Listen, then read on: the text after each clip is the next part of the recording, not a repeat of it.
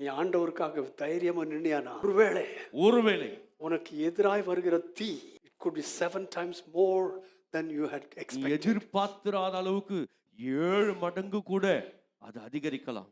But first of all, they were bound. அந்த 3 பேர் முதலாவது நன்றாய் கை கால்கள்லாம் கட்டப்பட்டு விட்டது. And then they were asked to throw in the furnace. மற்ற வேலைக்காரர்கள் சேவகர்களை கூப்பிட்டு இவர்களை கொண்டு அந்த அக்கினி சூளையில போடுங்கள். The Bible says, வேதம் சொல்லுகிறது, because of the heat of the furnace, அந்த எரிகிற அக்கினி சூளையின் உஷ்ணத்தினாலே those who carried them were burnt. அந்த சூளையில போட வந்தவங்க அதிலே செத்து போனார்கள். So the king wanted to enjoy. ராஜாவுக்கு ரொம்ப இத சந்தோஷமா பார்க்கணும்னு ஆசை. எனக்கு கீழ்ப்படியலையா, நான் உனக்கு என்ன செய்யணும் பாரு. So he threw them. அப்படி சொல்லிட்டு அவங்கள தூக்கி போட்டு. So he goes upstairs to the balcony. மாடத்துல போய் நின்னுட்டார். He wants to enjoy them being totally.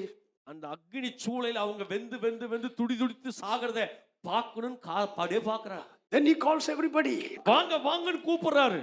Didn't we throw 3 men into the fire fully bound? நாம் கட்டப்பட்டவர்களாய் இந்த அக்கினி சூளையில 3 பேரை தானே போட்டோம். He answered and said, I see 4 men loose. இப்போ 3 பேரை போட்டோம், ஆனா 4 பேர் கட்டப்பட்டவர்களாய் அல்ல விடுதலையானவர்களாய் உலாவிக் கொண்டிருக்கிறதை காண்கிறேன். In the midst of the fire, அந்த அக்கினி சூளையின் நடுவிலே they have no hurt. அவங்களுக்கு ஒரு சேதமும் இல்லை. And the form of the 4th is like the Son of God. நாலாம் ஆளான் சாயல் தேவபுத்திரனுக்கு ஒப்பாய் இருக்கிறது. I don't care how much heat is around you. உங்களை சுற்றிலும் எத்தனை மடங்கு அக்கினி உஷ்ணம் எரிஞ்சால பரவாயில்லை. Hallelujah. Hallelujah.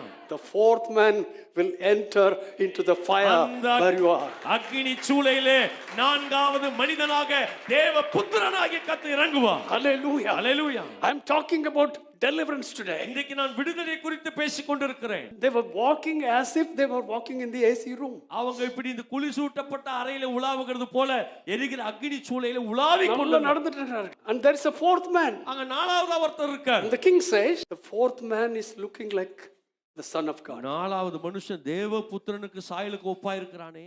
What I would like to say is this. நான் சொல்ல வர விரும்புகிற காரியம், சுத்தமா எம்பினலவா, as we go like this, இப்படி 4 பேர் இப்படி போயிட்டே இருக்காங்க.